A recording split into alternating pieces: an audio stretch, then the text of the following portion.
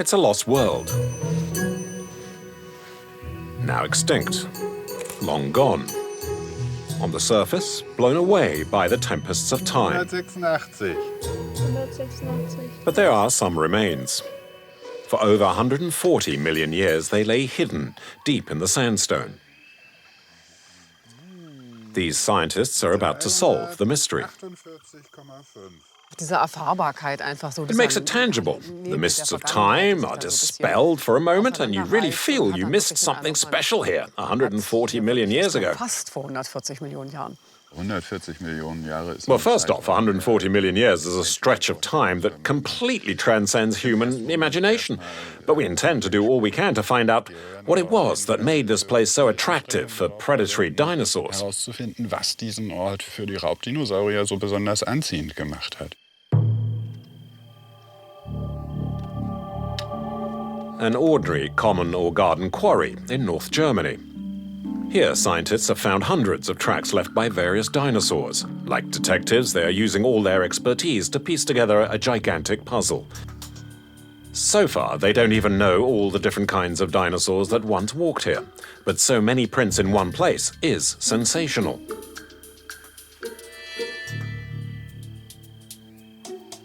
The area with the petrified tracks must once have been swampy terrain crossed by a huge variety of animals. The tracks of small predator dinosaurs called troodontids are the most sensational find. Some of the tracks are 10 to 12 paces long.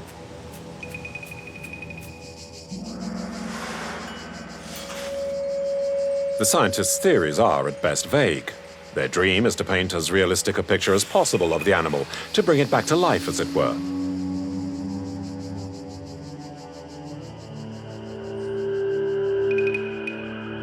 Maybe the troodontids looked like this, but there's no way of being certain.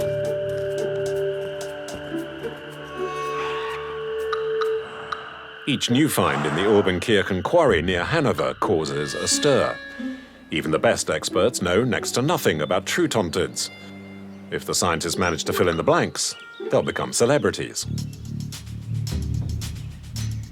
Certainly, it's a very, very special site. With regard to the scale, I'll have to take a look and let you know. Yeah, this is one of the interesting things about the Obernkirchen locality, that you seem to have a high percentage of the two-toed tracks.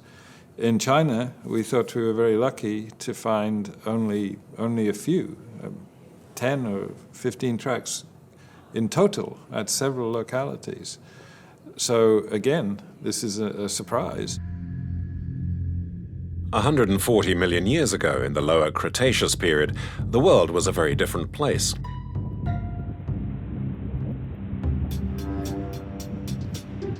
Two continents had formed, Gondwana and Laurasia.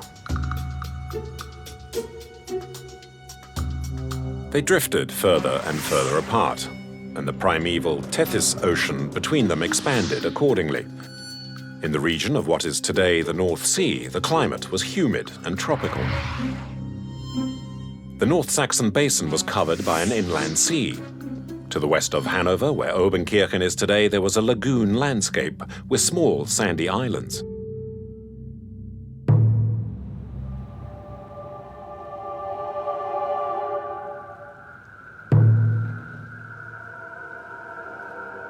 A 140 million years ago, things may have looked something like this. Inland seas surrounded by tropical forest. There is ample geological evidence to suggest this is how it was. The tracks in the quarry indicate the animals inhabiting this landscape included large herbivores. The iguanodon is well known. They were about 25 feet long and, when fully upright, were anything up to 10 feet tall. Another inhabitant the scientists have identified is the predator, the Allosaurus. They have a fairly accurate idea of what the Allosaurus and the iguanodons looked like, but the raptor tracks still pose a number of riddles.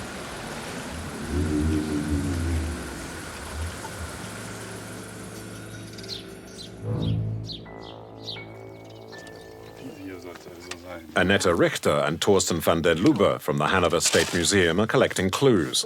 They painstakingly study every track. The petrified footprint's the only evidence the researchers have. Okay, super. Okay, great.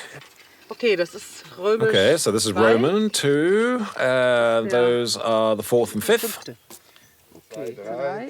These marks are the decisive pointer to the behavior of the animals.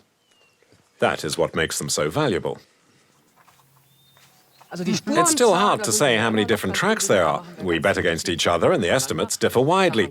And we've been at it for quite some time now. Of course, taxpayers might ask whether it's worth it. How many new facts are we actually discovering? But we do find out a lot, particularly from the footmarks. Where is the impression deeper? How did the animal actually move? We get plenty of paleobiological data to work on. Up to 25 features can be determined from one track alone. The depth of the footprints, the breadth, the angle of the toes. The statistics help the scientists reconstruct the movements of the animals as accurately as possible. Some tracks actually run parallel. From this, the scientists conclude that the raptors cooperated and hunted in pairs. Okay, die Winkel. Zweiter C zum dritten C erstmal. Umso mehr wir ausgraben, desto The more we dig up, the more likely we are to strike lucky and come across one that stumbled and fell over.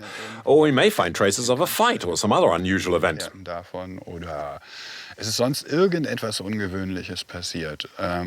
Ja, umso mehr Daten wir The more haben, data we have, the better we can ultimately verify the various theories that exist. untermauern. The speed, size, and weight of the animals are things the experts will only be able to determine after highly complex analysis of the tracks.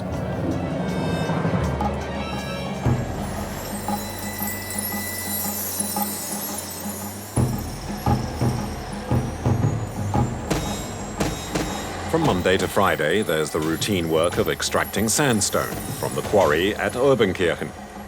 The scientists only have the weekends, otherwise they'd interfere with normal operations. And they must keep on the right side of owner Klaus Kuster. If they don't, they can say goodbye to their excavations. The Kuster family has owned the quarry for generations. Obernkirchen sandstone is much sought after. It adorns famous churches and castles in Germany, including Cologne Cathedral, the Victory Column in Berlin, and further afield, Amalienburg Castle in Copenhagen. Isolated dinosaur remains have been found in the quarry before, but the new commotion about prehistoric lizards seriously interferes with work patterns in Kuster's quarry.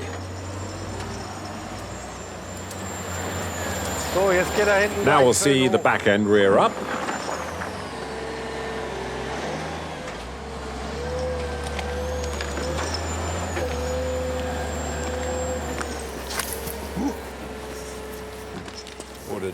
And over there you can see the 3 toes very clearly. Well, we could cover it up again, put it all through the shredder. That would really make me a villain. But then at least it would all be over. Then you'd have gravel but no dinosaur feet. Either that or auction it off on eBay, see which museums would pay the most. And the last alternative is to preserve it. We'll just have to see, won't we? Klaus Kuster wants a fence put around the site so that no trespassers can get onto his property. He warns the scientists that otherwise he'll destroy the traces.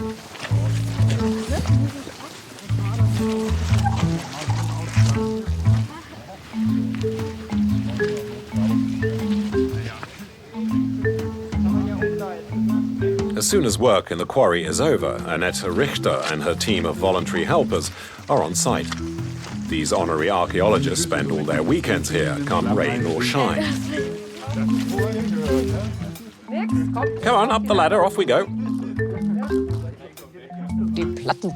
Yep, the scavengers are back. And it's true, we really do get in the way, and we know it. The present arrangement with Klaus Kuster enables us to come here to dig on weekends with a small, hand-picked crew. We told them, now listen, this is a very sensitive and unusual situation. We'll be investing a few Sundays here doing a trial excavation.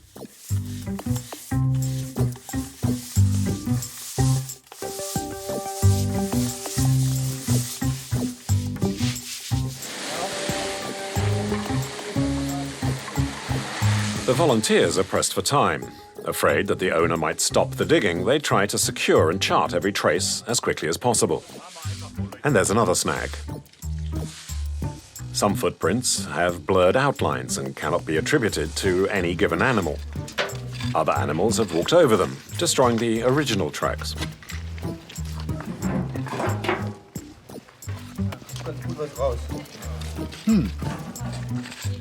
The depth of the impressions in tracks close to one another tell us something about the relative weight of the animals that left the traces. That kind of information cannot be gleaned from the skeletons alone. The skeletons tell us what they were able to do in terms of their specific physiology. But the tracks tell us exactly what they actually did. Well, what makes the dinosaur track so particularly interesting to me that is the whole idea of that it's fossilized behavior. You can really match up. You have the skeletons, you know what they look like, and then suddenly these dead animals really come back to life. They start walking.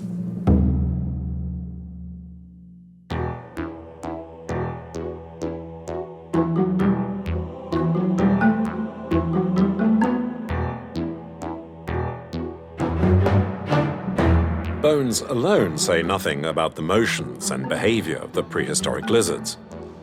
But Annette Richter is fully aware that tracks, without fossils, present just as incomplete a picture.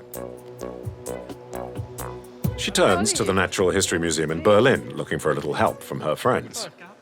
Paleontologist Oliver Wings has been excavating in China for years. Recently, a particularly large number of skeletons were found there. In the basement of the dinosaur collection lie the products of excavations dating back a century and more. The remarkable features here remind me of the finds we made on site in China. We found a thigh bone too, but very much bigger than this one. Probably about 6 feet long.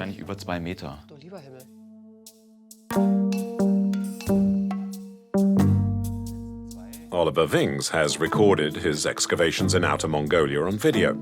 He tells Annette Richter about the extreme conditions in the dust of the desert. Now here you can see the whole excavation team busily working away in the desert. Annette Richter wants to hear more about Oliver's dinosaur research in China.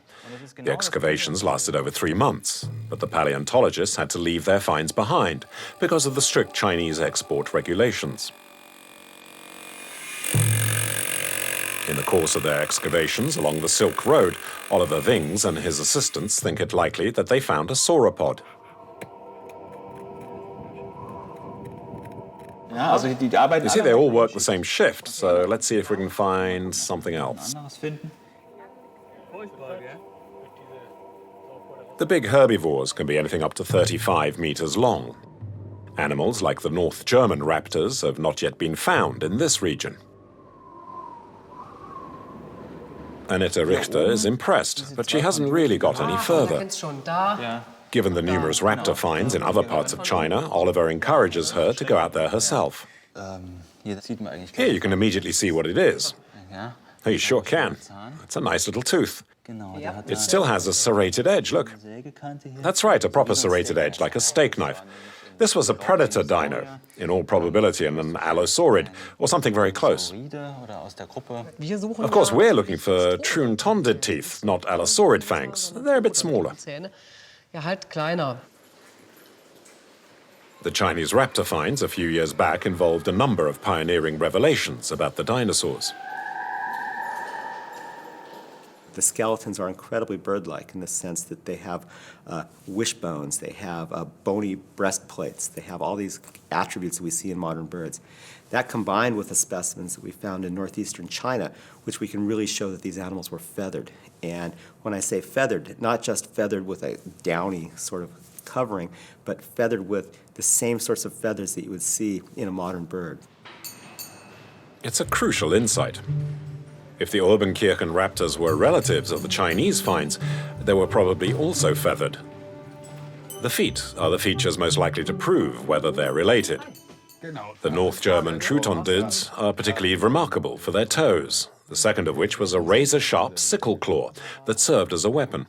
In China können wir halt hoffen, diese In China, we hope that when we see these wonderful fossil remnants of the feathered dinosaurs, uns dadurch eben we'll be able to get a very accurate idea of what our Trutonids actually look like. wie unsere hiesigen Troodontiden ausgesehen haben. Die auch tatsächlich sogar noch erkennbar sind in einer ganz If the claws of the Chinese raptors and those from Obernkirchen match, it would be proof positive that the North German dinosaurs were also feathered. Der ganze Lebensraum That means we're going to have to reconstruct their entire habitat. They'd have been small and probably very colorful, bird-like animals. Dinobirds, as the Americans call them. They would have ruled the roost here. And at present, the best place to find out is in China.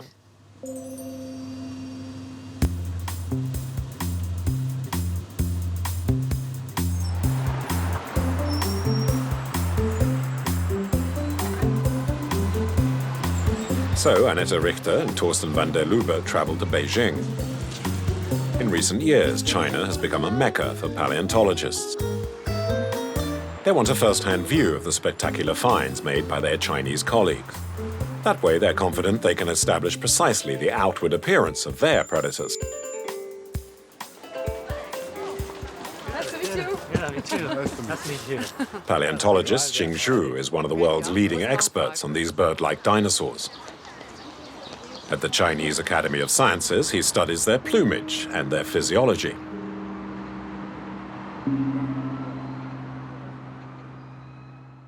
When we discovered the first feathery dinosaur in Liaoning in 1998, 1999, oh, this is great species, definitely very, very beautiful specimen. So probably this will be my most important discovery in my career. And then next year, I found another new species and even more important. I said, oh, maybe this is over. This is the end of the. And then the next year, I had another new discoveries. In the preparation room of the institute, Xing Zhu shows his visitors one of his most famous finds. A petrified baby Trutontid. It comes astonishingly close to the idea the scientists have of the North German raptor. So this is the Meilong specimen. Oh, You want to take a look? the original? Yes? Yes, thank you. Mei Long means peacefully sleeping dragon, There it is. and does indeed have a sickle claw. It is well hidden, but it means that the little predator is a member of the Trutondid species, just like the animals from Obernkirchen. The baby animal displays a sleeping posture typical of birds, another indication that the raptors were very similar indeed to present-day birds. Ja, das ist halt ein wunderbar. It's a wonderfully preserved fossil of a not quite adult Trutondid, and in a sleeping position at that. Den armen Kerl hat's erwischt im Schlaf. The poor little fellow was surprised in his sleep, you Jetzt see. wissen wir es genau. Now we know without doubt that it definitely was Trutondids that left those tracks back home. For Europe, this is in itself a significant find, because there are hardly any Trutondid remains in Europe at all. But Mei Long's European relatives would have been quite a bit larger. Last decade witnessed significant advances in our understanding of origin of birds. So now we can tell how dinosaur evolved into birds. We can tell like when first feather appeared and when flight originated.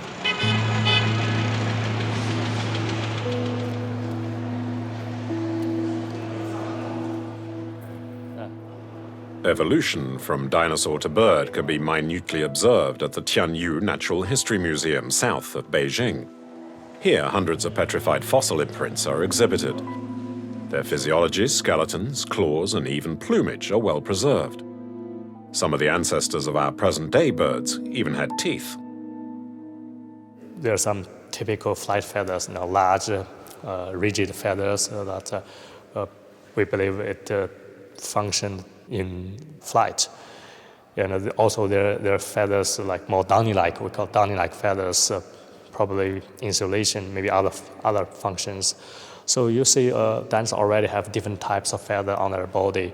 Those specimens provide a very strong evidence suggest feathery leg or feathery foot is a primitive condition for the group of, at least for the para-avian.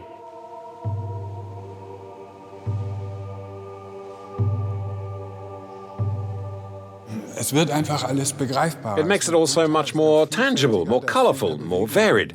There's more life to it now than there was before. We've been dramatically confronted with the indications we were looking for. It's as good as you get. It's precisely the confirmation we were hoping for. We got it right here, jumped up and hit us in the eye. Vor die Stirn geknallt.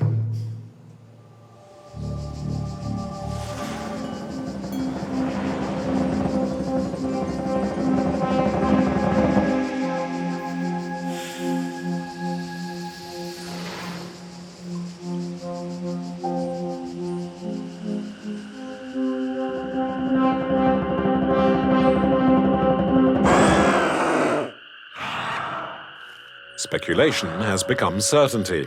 The North German raptors really were feathered. And that's not all the scientists have found out.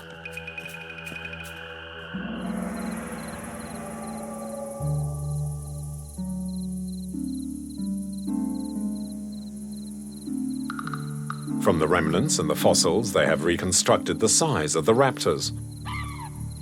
They were up to 9 feet long and about 4'6" in height. They weighed between 60 and 80 pounds, and they were skillful predators. They probably communicated vocally. Their cries may have resembled the cawing of ravens. Like birds, the raptors' large eyes gave them three-dimensional vision. That was probably a major asset for hunting purposes. Only one thing distinguished them from present-day birds. They couldn't fly.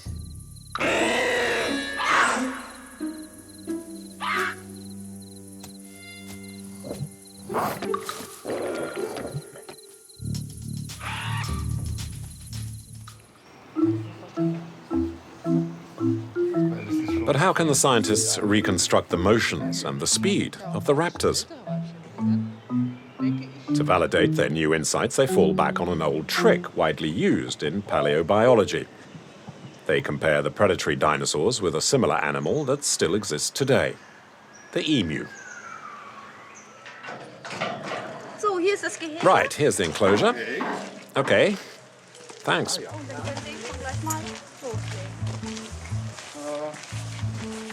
Now let's take a closer look.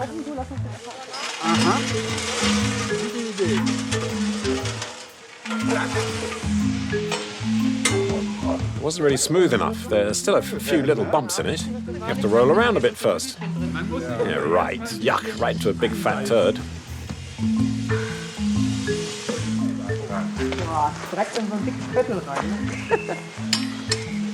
You have to dig yourself right in. We want the emus from Hanover Zoo to move along this strip of sand, leave their footprints, and then we can see the similarities. Wie man dann sehen wird, sehen sie recht ähnlich aus.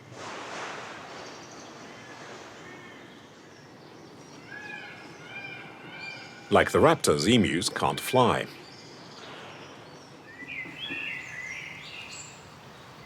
Solche Experiments like this with living creatures gets us closest to the most probable solution. It's like detective work. Try and get as near as you can to what actually happened.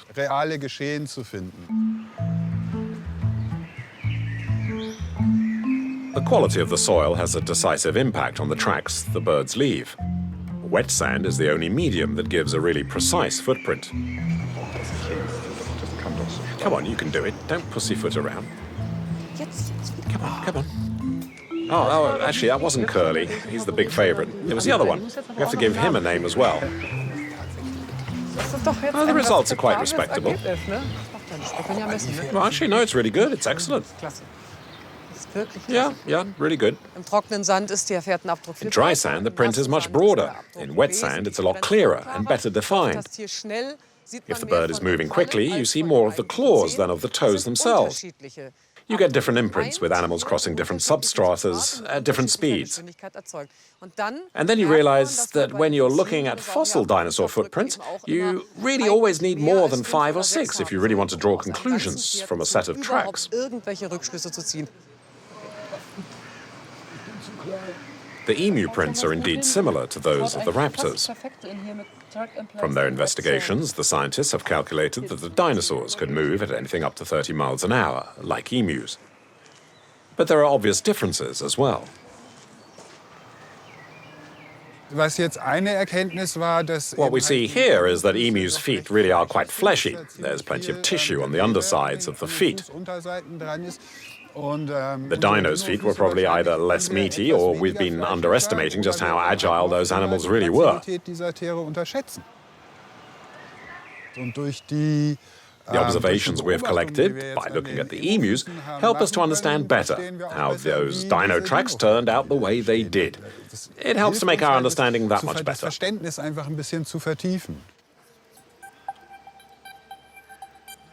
For even more precise motion studies, they use a special camera that takes several hundred pictures per second. This will help to create a three-dimensional view of the raptors. Then there is data from the emu experiment and the analysis of the petrified tracks. Gradually, a graphic picture emerges of the way the raptors moved.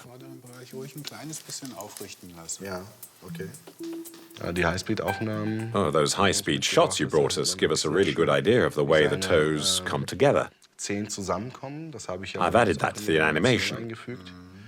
They only spread out again when the foot hits the ground, giving the animal support and stopping it from falling over. But there's one essential difference. In motion, the raptors raised their second toe, the razor-sharp sickle claw, to stop the dangerous weapon from getting blunted. It was more or less parallel to this middle toe. When it raised its foot, the claw really went back quite some way. The mobility potential was extreme. This deadly weapon got lost in the course of evolution. In the emu, it's back on the ground again.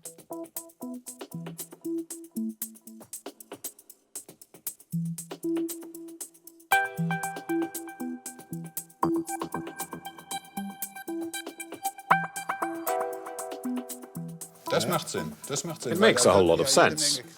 There are all kinds of forces centered on it. Whether he was attacking very small or very big animals, he could always sink the claw into the prey. These animals are typified by having very, very large claws on the second toe of their feet. And there's been a lot of argument in the scientific literature about whether or not these claws were held erect when the animal walked or whether that they were just went down and went into the sediment. So that the more of these tracks we find, like the ones in Korea as well as these, really showed us that when these animals were walking is that they held the big raptorial claw up off of the ground. With the help of 3D animations, they want to get an idea of the entire habitat available to the citizens of Obernkirchen in the Lower Cretaceous period. Among them, the iguanodons that designer Frank Senholz is working on here. Here you see what we call the texture. That means the body surface, the skin, the inside of the tongue here. And this whole construction is then mounted onto the animal, as it were. And once you've put the texture onto the object, you can put the whole thing onto a turntable and look at it from all sides. So, of course, it'd be great if the scientific background could tell us how close we are to what we're after. Well, in fact, we have something of the kind with us, but I'd say straight away that by and large, it really is pretty accurate. Well, that's very encouraging. No, it's a very good start indeed. The legs aren't quite as they should be. They're too far apart, both the front ones and the rear ones. They don't square with the tracks that we've been finding. It's the position of the feet, distances. Yeah, I wasn't sure. Let's see what we can do. More like this? Yes, much better. That's much better. And at the end you have a complete film, you see, a complete take, or shot, as we say. This is how it looks. You can tell from the final result that there are still some fuzzy edges. Things that real cameras do, we have to imitate artificially, as it were. Well, it's a wonderful thing. Oh, absolutely. To be able to bring things back from the dead, it's really satisfying. It's not something you could have predicted in my childhood back in the 70s. Of course, I hope it makes my scientific colleagues just as happy to see their finds come alive, as it were. I think it must surely be very inspiring. If I try and put myself in their place, I just imagine scrabbling around in some quarry for years with a hammer up to your knees in dust and dirt. And then suddenly, the dinos are there, on the screen, moving through the landscape that used to be here all that time ago. For them, it must surely be a personal triumph, one big celebration, and for me too.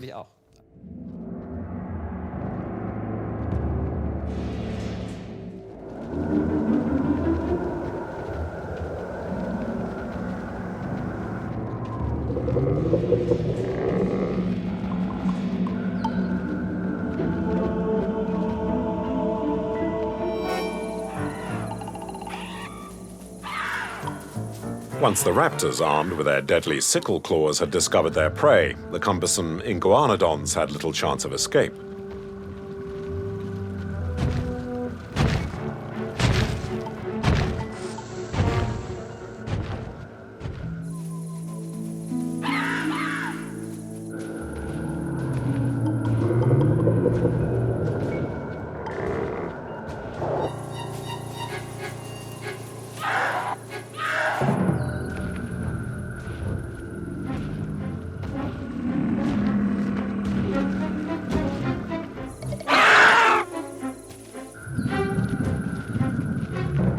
For all predators, both present-day and prehistoric, an open waterhole is the perfect spot for an attack.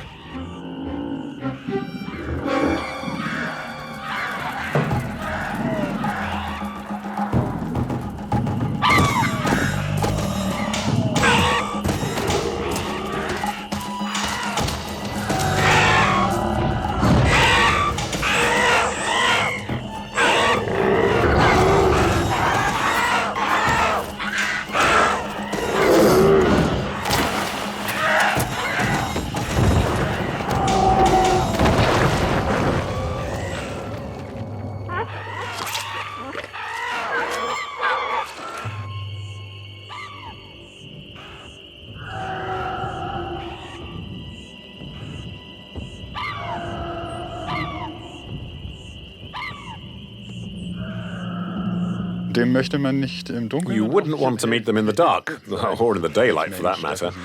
We humans are simply not strong and agile enough. They can run faster than we can and jump higher. Apart from our intellectual capacities, they were superior to us in every way, and it would have been very bad for your health to come across more than one of them. Mehreren davon zu begegnen. A quarry owner approaches. The scientists are planning an open day. Annette Richter expects lots of dino fans, good advertising for her work. But now she will need some skillful psychology to get Klaus Kuster on her side. Right, before we shake hands or anything, here's some dino grub for us all. Though there aren't any cherries yet. There are in here. Yes, in there, but not on their own. Here, take some more.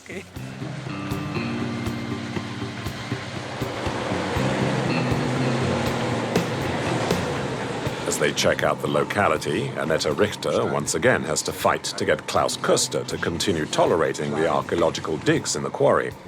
For a brief moment, their joint dislike of unwanted guests even makes them unexpected allies.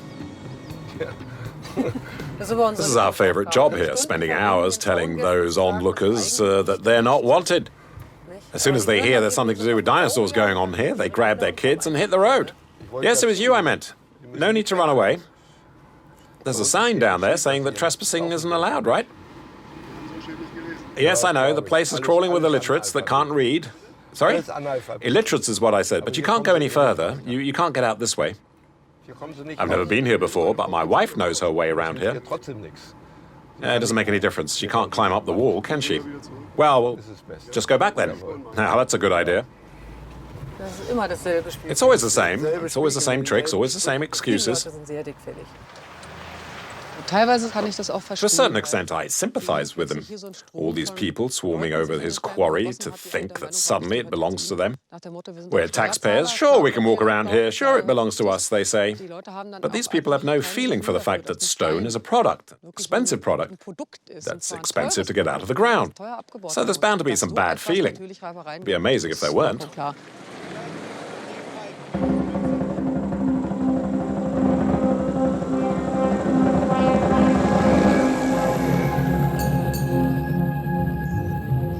A change of perspective. A mini helicopter with a camera inside provides Annette Richter and Torsten van der Lubbe with an aerial view of the quarry. They hope that it may show up something like a prevailing direction in which the tracks are pointing.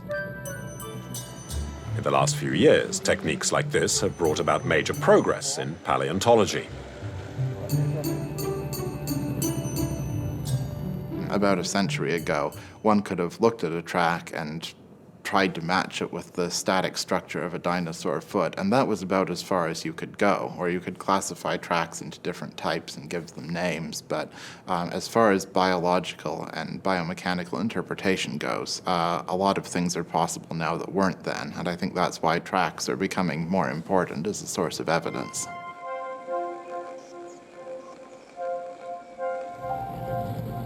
The aerial views are designed to help the scientists analyze the tracks more systematically, but the outcome is sobering. There is little to be discerned from the maze of tracks. The scientists still don't know how many dinosaurs passed this way altogether.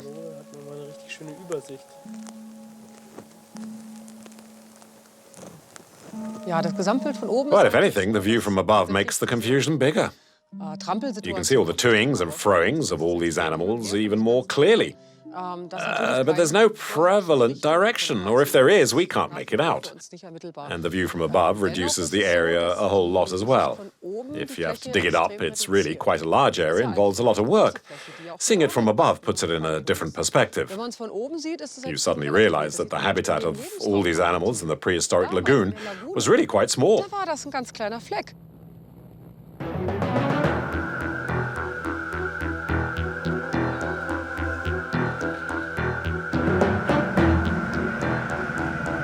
Back to the Cretaceous. The traces have given the scientists new insights on the behavior of the herbivores.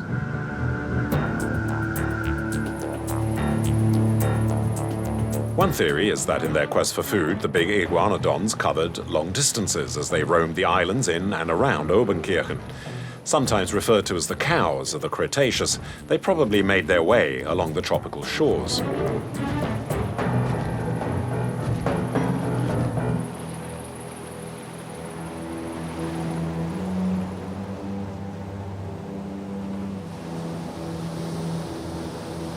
Obviously, the moist sand and the warm climate of the lagoonscape in the lower Saxon Basin provided ideal conditions for the preservation of footprints.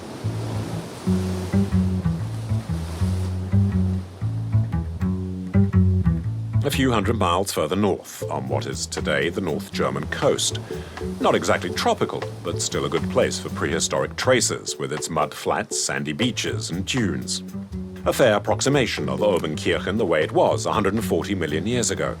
Annette Richter wants to find out more precisely what the ideal medium for dinosaur traces needs to look like. Accompanied by 3D designer Frank Sennholz, her travels have taken her to the North Sea island of Langeoog. One-legged like a flamingo. Later, I have to translate all these traces into a digital idiom on the computer. So beforehand, I need to know things like what the place looked like at the time, how heavy a dinosaur was, how deep the footprints go, what material they're preserved in, that kind of thing. So it's very important for me to be here and have it all explained to me in scientific terms.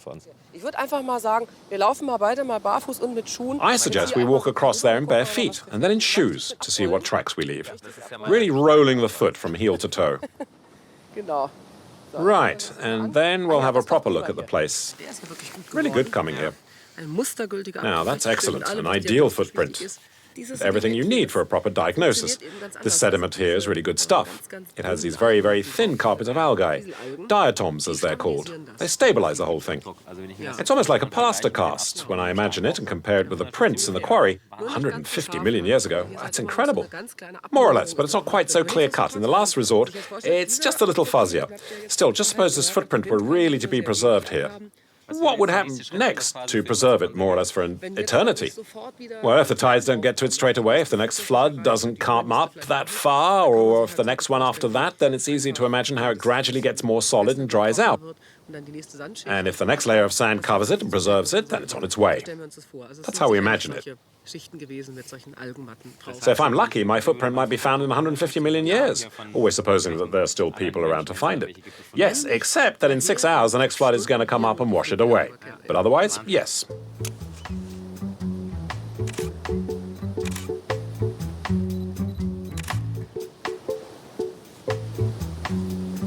Since the Cretaceous period, things have changed quite appreciably, notably the vegetation. Now this is a classic mini dune. And what do we have on it? Grass, grass, grass. Grass, grass, grass, indeed, and all kinds of tiny flowers. Of course, that's not the way it was back then. You mean I can't use all this pretty grass? No, no, absolutely not. But I need plants and some kind or other to make sense of the scene, you know. So what do I do? What can I use instead? Well, if we really try and imagine how it was 140 million years ago, it would have been full of vegetation. Grasses and ferns all over the place. There were lots of trees, a thick forest growing right down to the water's edge.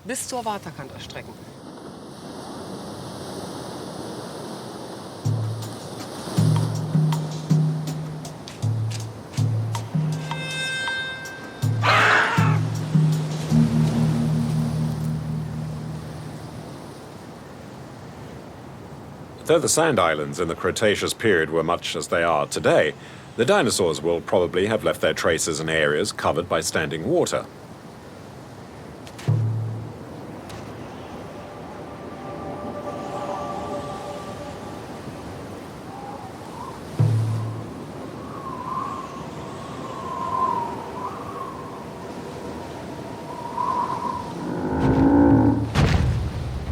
Beach, the next flood would have washed away their traces immediately.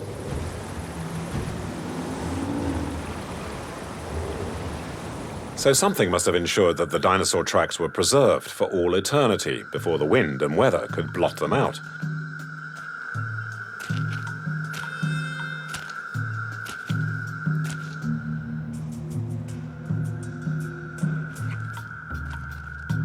Probably the prints were half dry or solidified when a sandstorm covered them. They remained preserved, and in the subsequent millions of years, the cumulative weight of new deposits gradually pressed them into stone.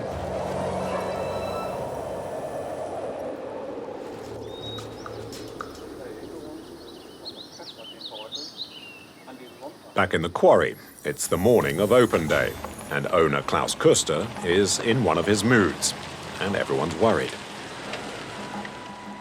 What's that noise? Oh, it must be him. The scientists will be presenting their finds. Kuster wants publicity for his stone. The media only mention the dinosaurs, so the quarry owner threatens to call the whole thing off. It would be a good thing. Let's just do it one more time. There's a touch of the exclusive about it. Then it's all over, okay? Oh, this constant wheedling, just one more time. Well, I'm a woman, you know. Well, sure, but instead of just sticking to our guns and saying no more visitors up there, they can look down from the top, and you lot can see how far you get down here. Yes, but then he can't exhibit his little Trutonids. Geotop Day depends on those little Trutonids. Geotop Day depends on us selling stone. If we don't sell stone and don't get any customers up here, then it's the end of the Dino Track episode. Klaus Koster has relented once again.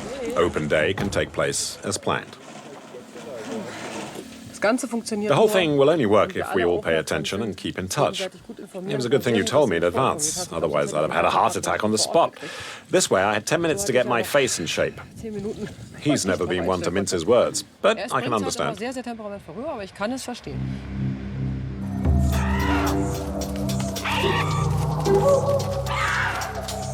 The raptors living here 140 million years ago laid eggs and hatched them in nests. While one part of the herd was out hunting, others kept guard over the baby animals and protected them from predators. Dragonflies and other prey were probably a welcome snack between meals.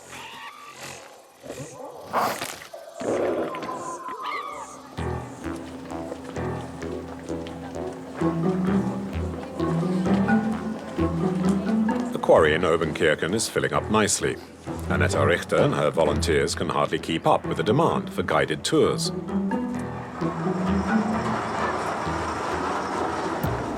Klaus Kuster keeps a wary eye on the proceedings, but at least his bulldozers are almost as much of a crowd puller as the dinosaur tracks.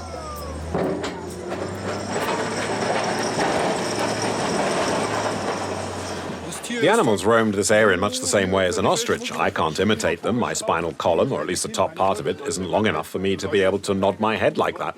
The tracks are all we have to tell us anything about the behavior of these animals. The bones say nothing about behavior, but from the tracks, you can tell what they actually got up to.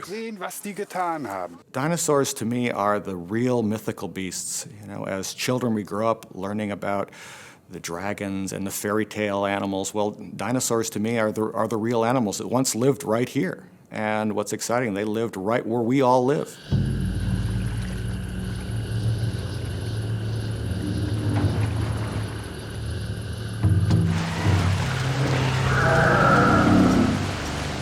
Maybe the raptors also lay in wait for the iguanodons at the edge of this waterfall. But they were likely to have been poor swimmers, so the herbivores probably didn't need to fear an underwater attack.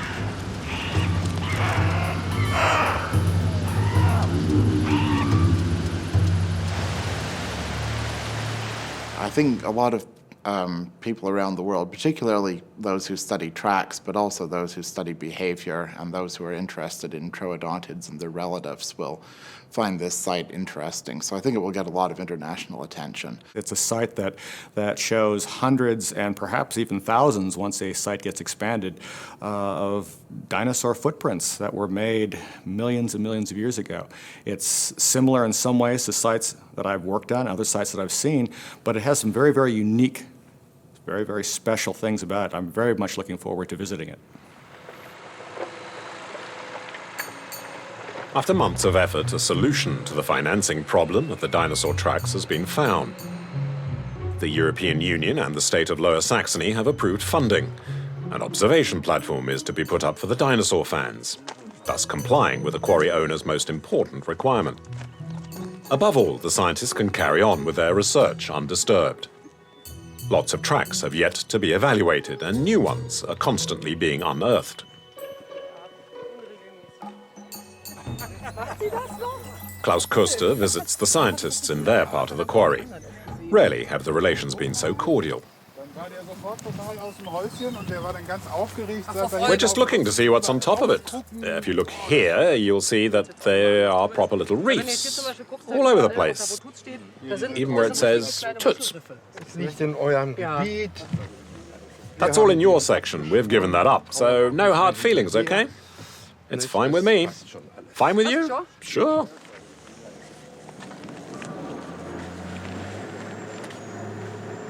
Annette Richter's research work has involved a great deal of political negotiation in the wings. Without her agreement with the quarry owner and the funding from the politicians, the sensational dinosaur tracks at Obernkirchen would long ago have been consigned to the dustbin of history. The next big plan is to organize an international symposium on the site and invite prominent experts to participate.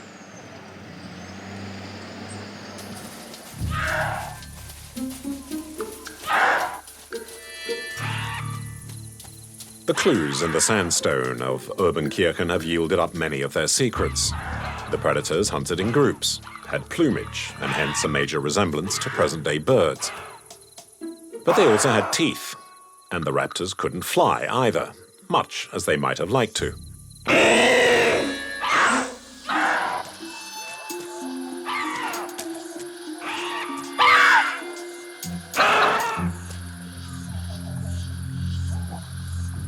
The only rival they needed to fear was the 40-foot Allosaurus.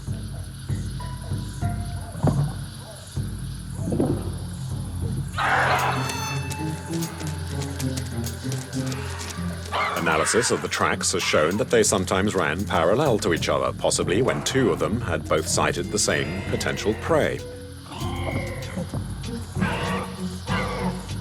But maybe they also have their eye on someone else's prey, as in the case of the Allosaurus here.